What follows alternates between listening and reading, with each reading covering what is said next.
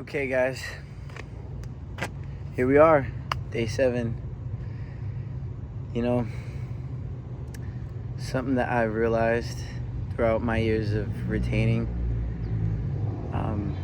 is that breaking the spirit of lust has to happen in a decision. You have to decide to break the decision of lust.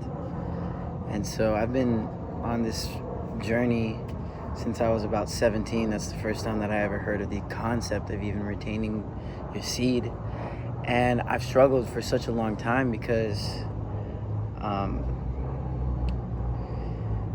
guess I got so caught up with all of the PMO at a very young age, as this generation always is. Seems like with technology and having access to more information than the average person in the 1900s would have had in a lifetime really just distorts one's and warps one's perception on what it means to be in a relationship or to have intercourse or to even have healthy relationships and friendships and companionship. And so I'm not blaming anything on anybody else. This is not their fault. There's certainly an agenda behind it. I mean, if that's not obvious, I don't know what is. But so I've been I've been on this journey since I was 17, and I'm 22 now. And I just completed a week. And let me tell you, throughout the week, when you retain for about a week, at least for me and my body and my hormones and things of that nature, it's allowed me to fully see that I have a purpose, right? I have a dream. I have goals. This 7 days of retaining has allowed me to see clearly. And coming from a person who puts so much attention on women and so much attention on trying to get girls to like me or trying to be a woman pleaser, it hasn't worked out for me. Let me just tell you, it has not worked out for me. That is not something that should be a focus of a young man who is wanting more from life than just being average. I'm not satisfied with where I'm at in life. I'm grateful for what I have. I have a roof over my head. I have clothes on my back. I got food on the table. But that's one of the things that led to my downfall, is being too grateful. Every time I would spill my seed, my quality of life would go down, and I would still be grateful until I hit rock bottom. And then I realized it's important to be grateful, but it's also important to strive for more than what you're just grateful for. It's more important than just settling, so to speak. And if you have a drive, if you have a dream, if you have something that you want to achieve, stable life, stable income, if you eventually want a family, if you eventually want to spiritually awaken to the highest echelons, then it's important to understand the importance of celibacy, but not only celibacy, but what your seed really means. It goes beyond celibacy. Celibacy is just, I wouldn't even define it as the restraint, or I wouldn't define it as the suppression of your sexual desires, but rather it's an elimination almost of your sexual desires. And personally, that's not what I'm going for. I'm going for something along the lines of, it's in between awakening my Kundalini energy which is rising sexual energy. And there's a lot of benefits that come with that. There's perfect health. Perfect health comes with rising sexual energy. The staff of Caduceus, or Hermes, a staff of Caduceus, or something like that. It's the symbol of medicine, and it is two serpents rising up a staff, and that's metaphoric for rising sexual energy. And I'm going for something along those lines, but also with a hybrid of sexual purification, brahmacharya. And if you aren't struggling with like a dirty mindset or over sexualization, then there would be really no reason for you to even have to attempt to practice brahmacharya, because you already are naturally practicing it. See, my view has been distorted so much by the websites, the pictures, social media, and I need sexual purification. I know that for a fact. And luckily, this past year, really, I've been a lot better. My mind has been a lot cleaner, and it's improved the quality of my life tremendously. Day 7, guys. Day 7. I feel great.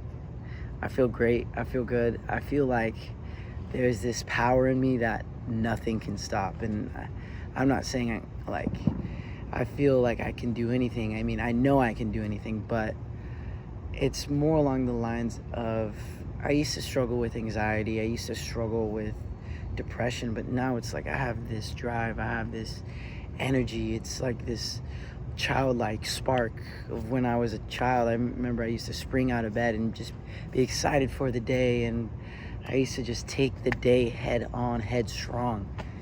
And it's coming back. I feel it. I like it. I like this feeling. It feels good. Feels great. And I can't wait to see where this journey takes me. If you're tuning in, you're seeing the beginning stages of me taking this seriously. I had a nice little 2-month retention streak in my 22nd year of living,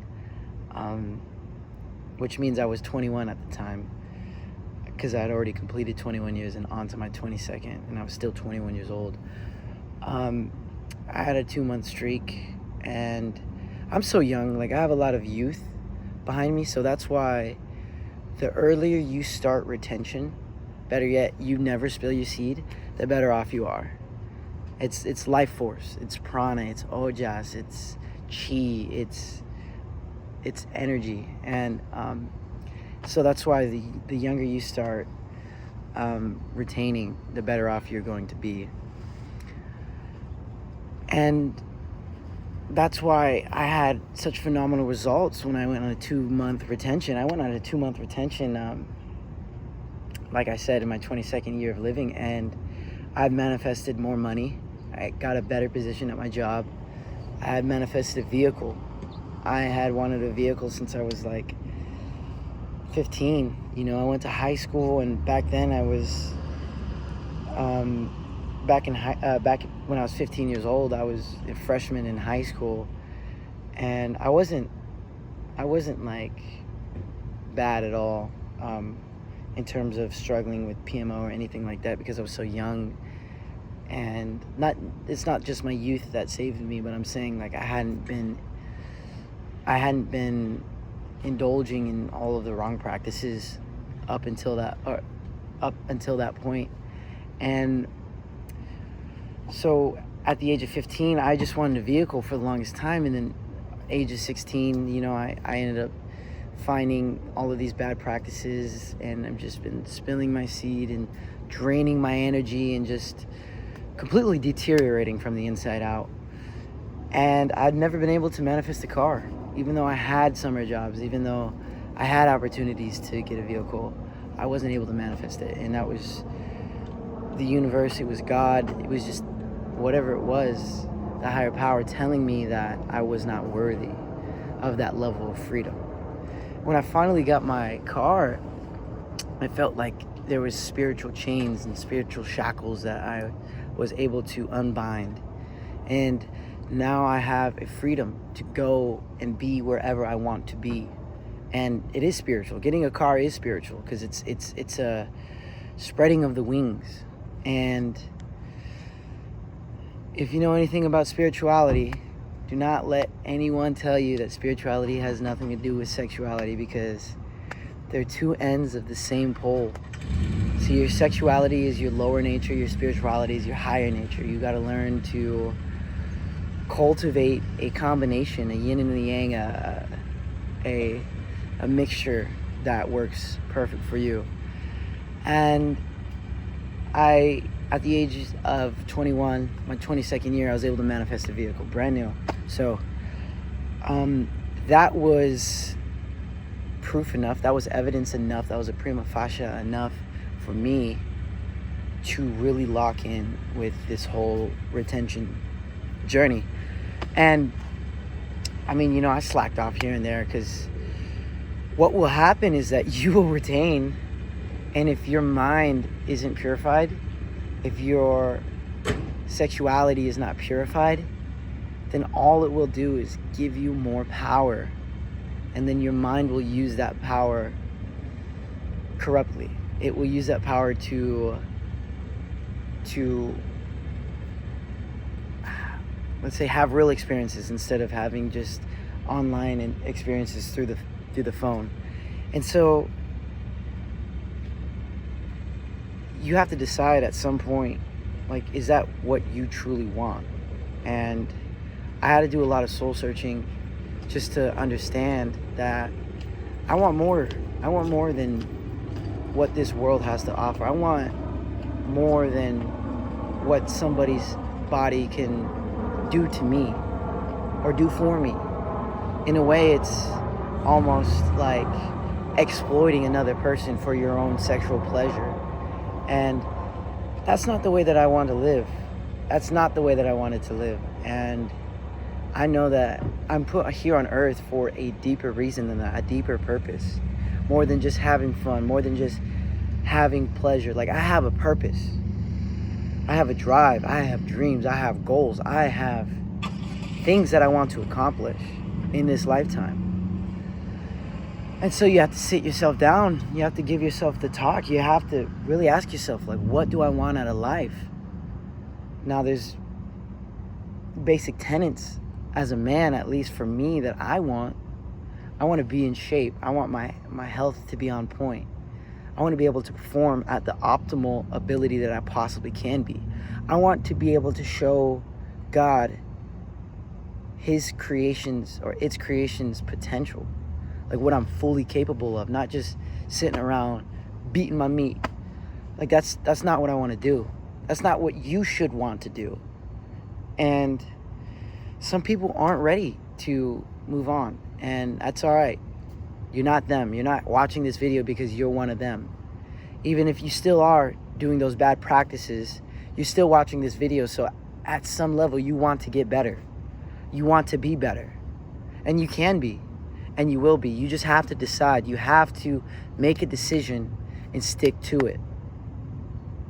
At some point, there's only so low that you can go before you realize life has no purpose if you don't apply yourself. Apply yourself. You know deep down that there are things that you should be doing that you're not doing. You got dirty laundry, go do your laundry. You got dirty dishes, go clean your dishes. You haven't showered in 2 days, go take a shower, go brush your teeth. You know, go to work. Go work out. You know, go walk outside, get the vitamin D, get fresh air. Live life, get off of your phone. You know, it's just the simple things.